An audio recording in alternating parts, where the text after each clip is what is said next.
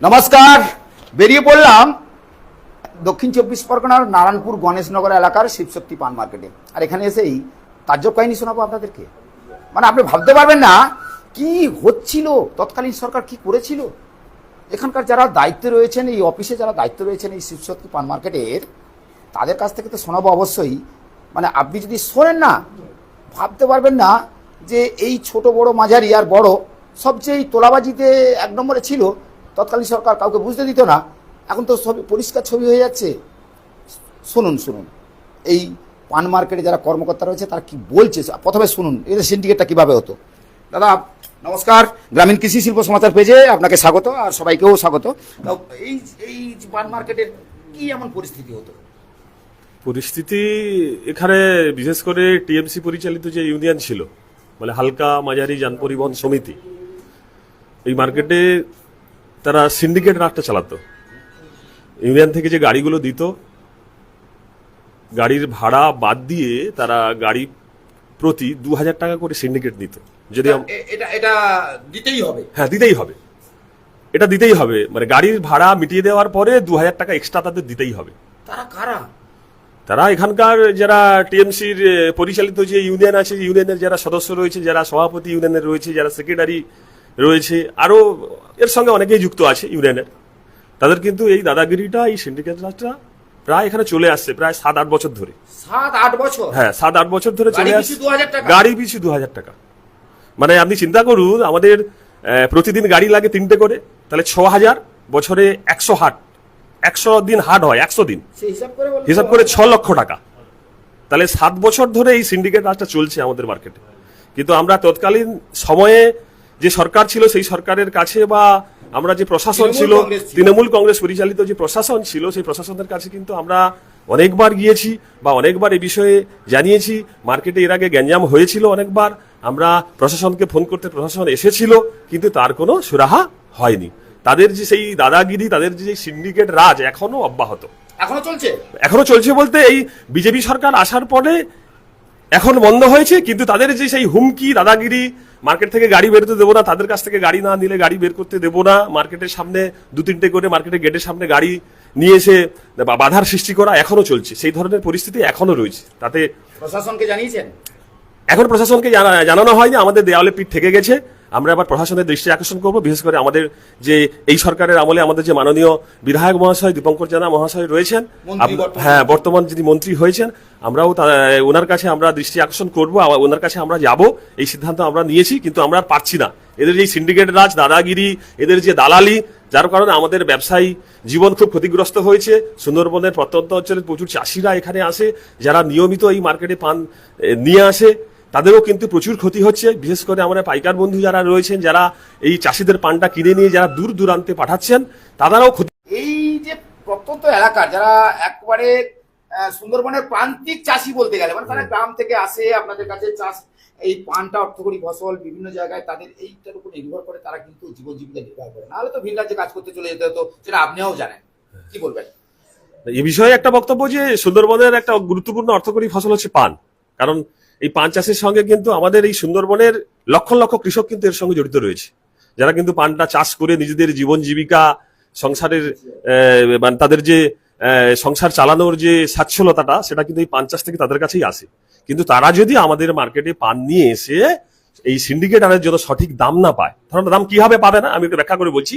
যে পাইকাররা ধরো বছরে 6 লাখ টাকা তারা হয়তো লাভ করতে পারে না, কিন্তু এদেরকে গাড়ি পিছু 2000 টাকা করতে পাইকারদের 6 লক্ষ টাকা বেরিয়ে যায় সিন্ডিকেট মানি। সেটা তো আপনি বললেন। হ্যাঁ, তাহলে দেখুন, তাহলে পাইকাররা তো আর এখানে তাহলে পানটা কেনা বেচা করলো, চাষিদের কাছ থেকে কিনলো, তারা কিন্তু কম দামে কিনতে চাইবে, তাহলে চাষিরা ক্ষতিগ্রস্ত হচ্ছে। তাহলে এর মূল হচ্ছে সিন্ডিকেট রাজ। তারা এখান থেকে চাষিরা যে টাকাটা পাচ্ছে না, তারা কিন্তু মূলত এখান থেকে সেই টাকাটা তুলে নিয়ে যাচ্ছে। তাহলে চাষির উপরে কিন্তু সরাসরি আঘাত আসছে। হ্যাঁ, চাষিদের উপরে সরাসরি আঘাত আসছে। তাহলে চাষিদের জীবন দুর্বিষহ হয়ে উঠছে। যারা এত মাথার ঘাম পায়ে ফেলে, যারা পরিশ্রম করে, দিন রাত কঠোর পরিশ্রম করে তাদের জীবন জীবিকার স্বার্থে যারা পান চাষ করে, তারা দাম পাবে না। কিন্তু কিছু ফোড়েবাজ দালাল, যারা ইউনিয়ন, যারা কিছু মানুষ রয়েছে, অসাধু যারা মানুষ রয়েছে, যারা ইউনিয়নের সঙ্গে যুক্ত রয়েছে, তারা কিন্তু এখানে এসে তাদের মুনাফাটা তারা অর্জিত করে এখান থেকে বেরিয়ে যায়। হ্যাঁ, তারা যেন এখানে সঞ্চয় করে রেখেছে, তারা আসবে দিনের শেষে, মার্কেট শেষ হয়ে গেলে আসবে, তাদেরকে 2000 টাকা করে গাড়ি পিছু 2000 টাকা করে ধরিয়ে দিতে হবে। কেন এই ধরনের বিষয়টা কেন? এটা তো আইনি পদক্ষেপ নেবেন? হ্যাঁ, অবশ্যই দেবো। আমরা এবার সিদ্ধান্ত করেছি, মার্কেট কমিটি সমস্ত পাইকার এবং চাষিদের সঙ্গেও আমরা আলোচনা করেছি, আমরা আইনি পদক্ষেপের পথে বা আইনি যে বিষয়টি রয়েছে আইনি বিষয়গুলো আমরা তুলে ধরবো, এবারে আইনি পদক্ষেপ নেবো। আমার নাম দেবব্রত মন্ডল, কি দায়িত্ব রয়েছে? আমি এই মার্কেট কমিটির সভাপতি দায়িত্ব রয়েছে। এটা কোন জায়গা? এটা শিবশক্তি পান market, Ganeshnagar. Guinness world record holder UCMAS abacus. আপনার সন্তানের গাণিতিক দক্ষতা বৃদ্ধি করুন, দ্রুত গণনা করার দক্ষতা, সৃজনশীলতা বৃদ্ধি এবং অভিজ্ঞ প্রশিক্ষক। কাকদ্বীপ ব্রাঞ্চে যোগাযোগ করুন। কারা সিন্ডিকেট করতো? এখানে যে সমস্ত টিএমসির কিছু মানে আর্মাদ বাহিনী ছিল, হ্যাঁ, তারা বিগত আজকাল 8-10 বছর ধরে এই মার্কেটের দিন এসে আমাদের মার্কেটের উপরে চাপ সৃষ্টি করে ওরা একটা মাদলি টাকা নিয়ে যেত। এবং আজকেরও একটা সমস্যা আছে গাড়ি নিয়ে। যে সমস্ত গাড়ি ওদের বক্তব্য, ওদের যে সমস্ত গাড়ি ওরাই দিবে, সেই সমস্ত গাড়ি আমাদের নিয়ে চালাতে হবে। কিন্তু এই করে দেখা গেছে আমাদের মার্কেটের পান বিক্রি করতে আমরা ব্যবসায়ীরা কিংবা এখানকার চাষিরা অনেক ক্ষতিতে পড়ে আছি। আজকেরও সেই একই সেম, যে বলছে ভাঙা গাড়ি দেবো, যে ড্রাইভার দেবো ওই গাড়ি তোমাদের চালাতে হবে, না হলে আমরা ঝামেলা করব। এইরকম একটা পরিচয়। যে সমস্ত এই ইউনিয়ন বলে যারা আছে পার্টির আগামী যে টিএমসির পার্টির ছেলেরা কাজ করতো তারাই। এখনো চলছে সিন্ডিকেট? হ্যাঁ, এখনই চলছে এবং আজকেরও পূর্বাভাস আছে এরকম একটা হওয়ার সম্ভাবনা। তো এটা কোন জায়গা? এটা নামখানা শিবশক্তি পান মার্কেট। আপনারা প্রশাসনের দ্বারস্থ হয়েছে? না, এরকম এতটা গুরুত্ব হয়ে ওঠেনি, যদিও হয়েছিল আমরা বসে একটা সিদ্ধান্ত করে কোনো মার্কেটটা চালিয়ে গেছি। তারপরে যেভাবে এরা অত্যাচার করছে, যার জন্য আমরা আর পাচ্ছি না। আজকাল থেকে আমরা বলে দিয়েছি যে আমরা আমাদের সিদ্ধান্তে কোন গাড়ি পাঠাবো না পাঠাবো সেটা আমাদের ব্যক্তিগত সিদ্ধান্ত। এবার আপনারা যদি পারেন তো আপনারা আটকান, তারপরে আমরা দেখছি। এই পর্যন্ত। বর্তমান যিনি মন্ত্রী হয়েছেন এবং কাকদ্বীপ বিধানসভার বিধায়ক, গেছিলেন? না, বিধায়ক সাহেবকে কিছুটা কানে তোলা হয়েছে, যদি সমস্যা হয় আমরা জানাবো। একটা পরিস্থিতির মধ্যে আছি। কি নাম আপনার? আমার নাম লক্ষণ খাটুয়া, কি দায়িত্ব রয়েছে? আমি এখানকার মার্কেটের সুপ্রিমো। আমার নাম বিমল কুমার ময়রা, ট্রেডমার্ক এলবি। বর্তমানে আমি একজন পাইকারি ব্যবসায়ী, পাইকারি ব্যবসায়ী। তো আমার নিজস্ব দুটো গাড়ি আছে, নিজের পান নিজের গাড়িতে যায়। বিগত পাঁচ বছরে 100 হাটের 100,000 টাকা করে এক্সট্রা দিতে হয়েছে আমার, তোলাবাজি পার হাটে। আমার কাদের দিতে হতো? টিএমসি ইউনিয়ন, যারা টিএমসি ইউনিয়ন আর কি এখানে আছে, গাড়ি যারা পরিচালিত করে আর কি। কি নাম তাদের? খোকন মিশ্র, তারপরে ওর নামটা কি, কমল, প্রসেনজিৎ, যারা আগে টিএমসি ছিল আর কি। প্রতি ট্রিপে 1,000 টাকা করে আমাকে দিতে হয়েছে। 5 বছরে 5 লক্ষ টাকার ওপর আমার কার্ড মানি দিতে হয়েছে। কার্ড মানি মতলব দাদাগিরি চাঁদা। মানে আপনি গাড়ি আমার নিজের পান নিজের গাড়িতে যায়, অথচ তাদেরকে পার ট্রিপে 1,000 টাকা করে দিতে হতো। মানে কি ওই টাকা মানে আপনার কাছে জমা ছিল ওদের টাকা? ওদের টাকা কেন জমা থাকবে? আমার গাড়ি যায়, আমার পান যায়, ব্যবসা করি, ওই জন্য তোলাবাজি দিতে হতো। 1,000 টাকা তোলাবাজি দিতে 1,000 টাকা পার ট্রিপে। তাহলে 5 বছরে মিনিমাম 5 লক্ষ টাকার উপর আমার চলে গেছে। কি চাইছেন এখন আমি দিই না, বিজেপি সরকার এসে গেছে, আমি 1 টাকাও দিই না। কি চাইছে? কি চাই? এসব সিন্ডিকেট বন্ধ করতে লাগবে, ব্যবসায়িক সুলভ পরিবেশ তৈরি করতে লাগবে, আর ওই টাকাটা আমাকে যাতে রিটার্ন দেওয়া যায় সেই পরিকল্পনা আমরা এগোচ্ছি। অভিযোগ করেছিলেন কোথাও? না, এখন অভিযোগ করিনি, আমরা সেই পদে এগোচ্ছি। আমরা মার্কেট কমিটি, আমরা পাইকারিরা। কি নাম আপনার? বিমল কুমার ময়রা, ট্রেডমার্ক এলবি, পান পাইকারি ব্যবসায়ী। এমন কি ঘটনা এই সিন্ডিকেট রাজ, যেখানে বর্তমান সরকার বারবার বলছে যে কোন রকমে তোলাবাজি চলবে না, সেক্ষেত্রে এই সিন্ডিকেট কারা করছে? এই বিষয়টা বারংবার হয়ে আসছে বহু বছর ধরে। আজকে নতুন সরকার এসছে, আমরা সবাই মিলে পাইকারি এবং আড়তদারবৃন্দ এবং চাষিদের নিয়ে আমরা আলোচনা করেছি। চাষিরাও বলছে আমাদের কাঁচামাল আমরা নিয়ে এসেছি সুষ্ঠুভাবে পরিষেবা পাওয়ার জন্য, তারা পানগুলো নিয়ে এসে এখানে বিক্রি করে। সেইভাবে পরিষেবাগুলো আমরা ভালোভাবে দেওয়ার জন্য আজকে আমরা বসে আলোচনা করলাম। তাই আমরা চাইছি প্রশাসনের কাছে আমাদের আর্জি, নতুন সরকার যেভাবে বলেছে যে জুলুমবাজি চলবে না, তোলাবাজি চলবে না, নতুন করে আমরা স্বচ্ছভাবে ভাবমূর্তি আনার জন্য আমরা এই কজন মিলে বসে আলোচনা করেছি। তার জন্য এই বার্তাটা যেন প্রশাসনের কাছে আমাদের পক্ষ থেকে যায় যে নতুনভাবে আমরা কিভাবে ব্যবসা পরিচালনা করব, ওনাদের দৃষ্টি আকর্ষণ করি। কিন্তু কারা তোলাবাজি করছে? নারায়ণপুর ইউনিয়ন যিনারা আছেন, আসে আমাদের মার্কেট শেষে, ওনারা গাড়ি লাগিয়ে দেন মার্কেটের গেটের সামনে, হালকা মাঝারি যান, ওনারা আসে প্রতিনিয়ত। বর্তমান সরকারের কেউ তারা? না, বর্তমান সরকারে কেউ না, তৎকালীন সরকার? তৎকালীন সরকারে ওনারা টিএমসি পরিচালিত ইউনিয়ন আর কি, আমরা জানি যেটা হালকা মাঝারি যান। কি নাম আপনার? সৌমিক সামন্ত, শিবশক্তি পান মার্কেট, নারায়ণপুর, গণেশনগর, সেক্রেটারি বাবু। আমার নাম পিন্টু কুমার মিদ্যা, আমার ট্রেডমার্ক পিএম। আমি এই মার্কেটে ট্রান্সপোর্টটা আমি চালাই। এবারে কথা হচ্ছে, দীর্ঘ এত বছর ধরে যে এরা রাজ করে যাচ্ছে, এরা কি করে, মার্কেটে যে গাড়িগুলো চলে পরপর দুজন দায়িত্ব নিয়েছিল। আমি যেহেতু ব্যবসা করি সেই জন্য আমাকে সবাই মিলে মার্কেটে সবাই বলে যে তুমি দায়িত্ব নাও। প্রথমে দায়িত্ব নিয়েছিলেন স্বপন সাঁতরা, তখন তিনাকে এরা এইভাবে অত্যাচার করে মার্কেটকে দেউলিয়া করে সরিয়ে দিয়েছে। তারপরে এসেছিলেন আমাদের এই মার্কেটেরই একজন মালিক পক্ষ, তার নাম সুশান্ত জানা, তিনিও দায়িত্ব নিয়েছিলেন, তাকেও মার্কেট ছাড়া হতে হয়েছে এদেরই অত্যাচারে। এখন কাদের অত্যাচারে? এই টিএমসি ইউনিয়ন হালকা মাঝারি ইউনিয়নের যারা দায়িত্বে ছিলেন এরাই। এদের কোনো গাড়ি ছিল না। এরা কি করতো, আমাদের উপরে জোর জুলুম করে বাইরের থেকে গাড়ি নিয়ে আসতো। নিয়ে আসতে কোনো গাড়ি 30,000 টাকা ভাড়া, কোনো গাড়ি 35,000 টাকা ভাড়া, ওরা আমাদের করে চাপিয়ে 40,000 টাকা করে নিত। পার গাড়িতে 4-5 হাজার টাকা করে এক্সট্রা করে ওরা টাকা আমাদের কাছ থেকে বুঝে নিয়ে যেত।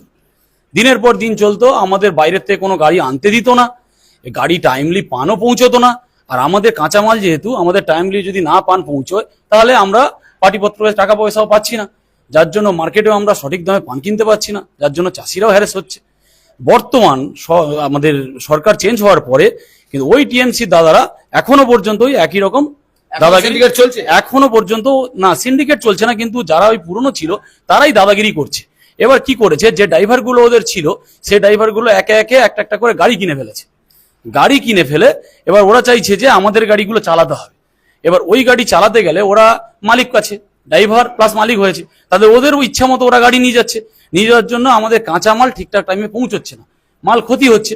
কিন্তু ওদের এক পয়সা ওরা বুঝে নিয়ে যাচ্ছে, কিন্তু আমাদের মাল নষ্ট হচ্ছে, আমরা ব্যবসায় হ্যাম্পার হচ্ছি।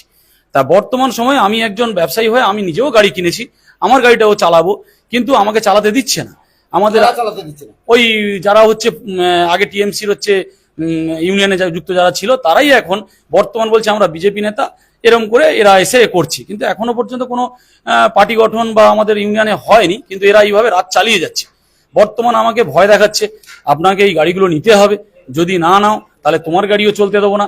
তার আগে আমার এক বন্ধু যে বিমল ময়রা বলে গেলেন যে ওনার কাছ থেকে পার হাটে 1,000 টাকা করে নিয়েছে, তা আমার কাছ থেকেও এইভাবেই হচ্ছে প্রত্যেক গাড়ি পিছু এরকম করে টাকা নিচ্ছে।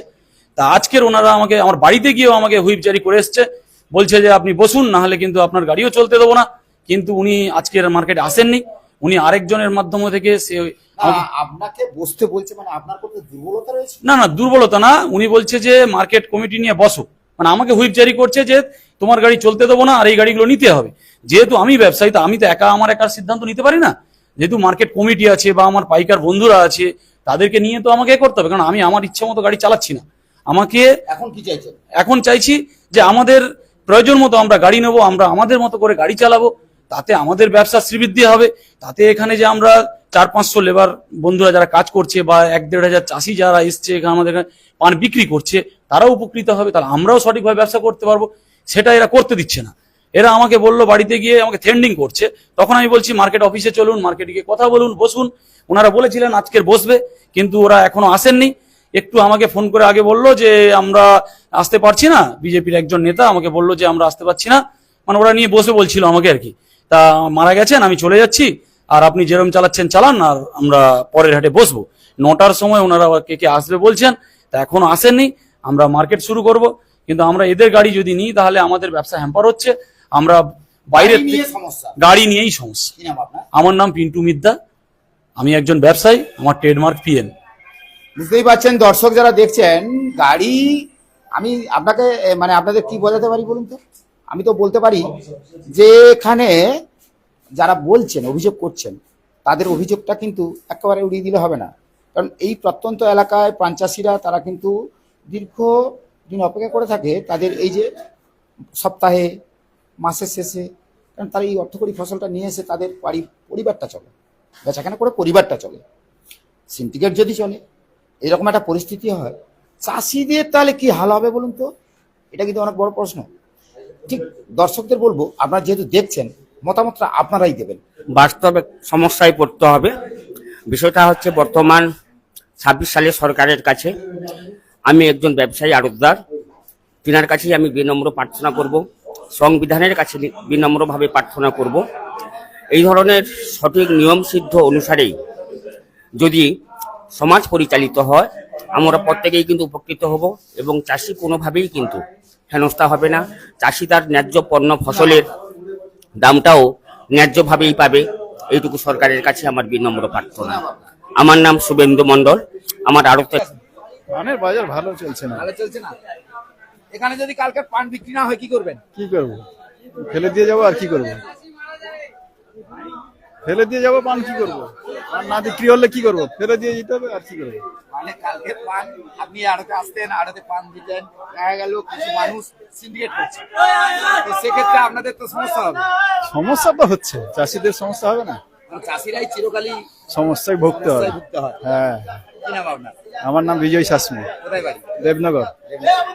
তো এই প্রত্যন্ত এলাকা থেকে পান চাষি অর্থাৎ সুন্দরবনের যেহেতু অর্থকরী ফসল হচ্ছে পান, আর এই পান যখন মার্কেটে আসে চাষিরা একটু বুক বাঁধে যে আমাদের এই পান বিক্রি করে যে পরিবারের সচ্ছলতা সেটা কিন্তু তাদের আসে, কিন্তু হবে কি করে? এখানে যদি সেই জটলা আর সেন্টিগ্রেড চলে তাহলে তো সমস্যায় পড়তে হবে। শুধু পান চাষি নয়, ব্যবসায়ী যারা রয়েছে তাদেরও সমস্যায় পড়তে হবে। তো এই যে যারা করছে, তৎকালীন সরকারে যারা দায়িত্বে ছিলেন তারা যদি এইরকম ভাবে চালিয়ে যায় তাহলে আগামী দিনে এই সমস্যায় কিন্তু শুধু পান চাষিরা পড়বে তেমনটাই নয়, ব্যবসায়ী থেকে শুরু করে যারা আড়তের দায়িত্বে রয়েছে তাদেরও পড়তে হবে।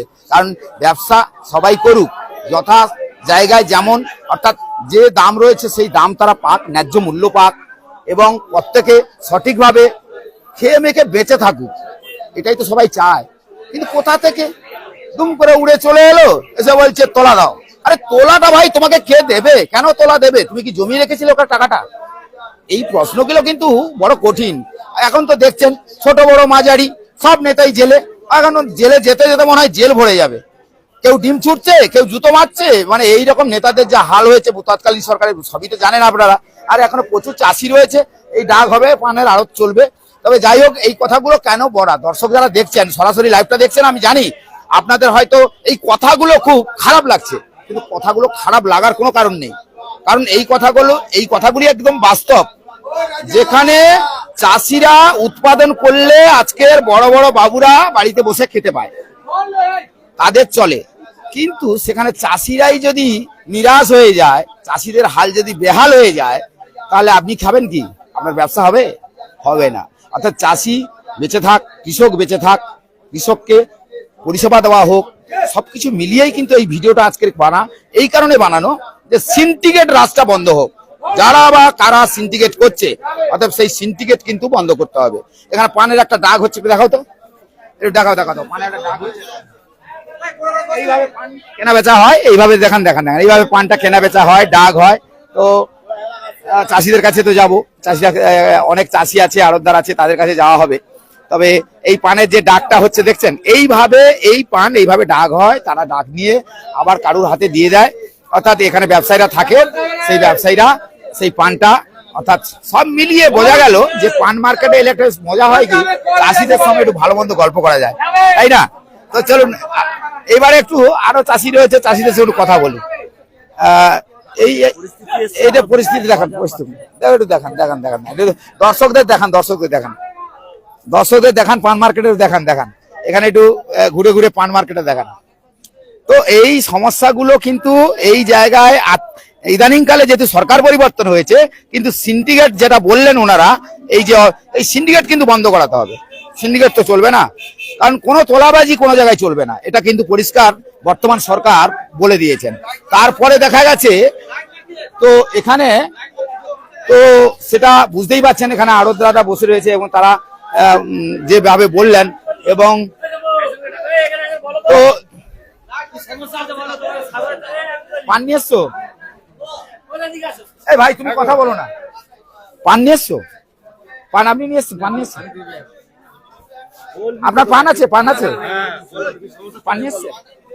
পান বেচাকেনা হচ্ছে তো? বেচাকেনা দাম নেই তো, পানের দাম না থাকলে কি হবে?